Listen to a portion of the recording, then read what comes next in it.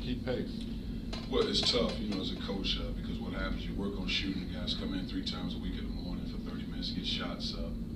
You work on shooting in practice.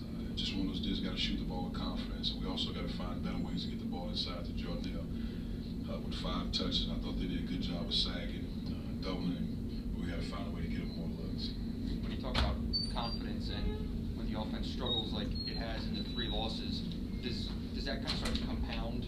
You know, it kind of builds on that, making it hard to get confidence? Well, I just think that's the individual player. Once again, I don't consume myself with talking about it because I was a player before, and I know when you say certain things over and over, guys start to see it, believe it, and they read it. So for me, just as a coach, you got open shot shooting. I thought we had some really good looks in the first half from 3. They just didn't fall, and I thought we had some good looks in the post. One-on-one situations, didn't capitalize on, but that's part of it. But I thought our effort on defense kept us in the game. We just got to find a way to put the ball in the basket. Coach, you talked about staying in the game, and there was a point that you cut it to 5, and then you got 5 straight stops, yes. and you couldn't get a bucket. Is there, as a head coach, are you sitting there? I mean, do you feel like you have something you can go to, or is it that frustrating? Like, you know, in that position, like you necessarily don't have a go-to player. Well, I think in that particular situation, I thought we had cut it to 5. We had 2 offensive fouls on the ball screen defense. Then we turned the ball over. I think might have been one of the guys shot air ball 3. Then just you got to give yourself a chance because you're defending at the level. You got to get good looks. You can't turn the ball over. It's just like that's a tough thing to deal with. And as far as the set, it doesn't look like it's affecting your defense at all. I mean, is that something you feel like you've got to be on guard against? Well, I think the guys doing a great job defending, but just really with offense, you got to be able to step up and make shots. And once again, it's a field thing. I thought we had good looks because the kids have put ourselves in a position to get shots, and I thought we did that. Some didn't fall, and that's part of it. We got to find a way to put the ball in the basket. But I think what helps us and keep us at bay, we're defending the ball, doing a solid job in that department. We got to make shots and cut down on the turnovers.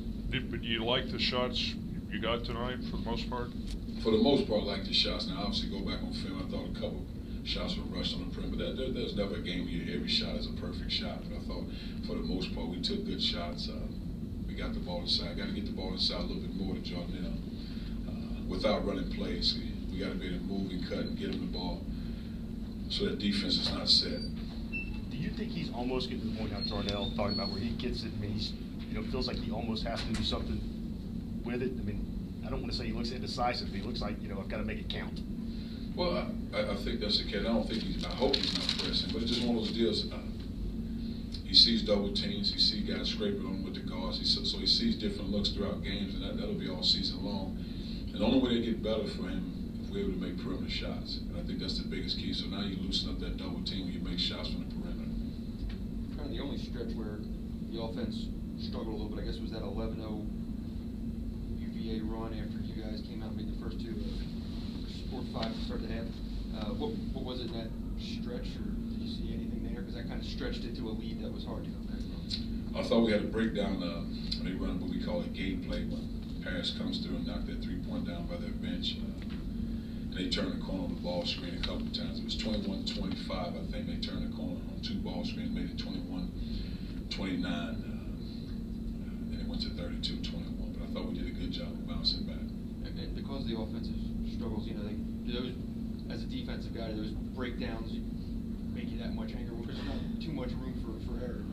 Well, and that's part of it. You hold a team to 46 points on the home floor. You defend the way you defend. You feel like you can win a ball game the same way with the last game. You hold a team to 37 points on the home floor.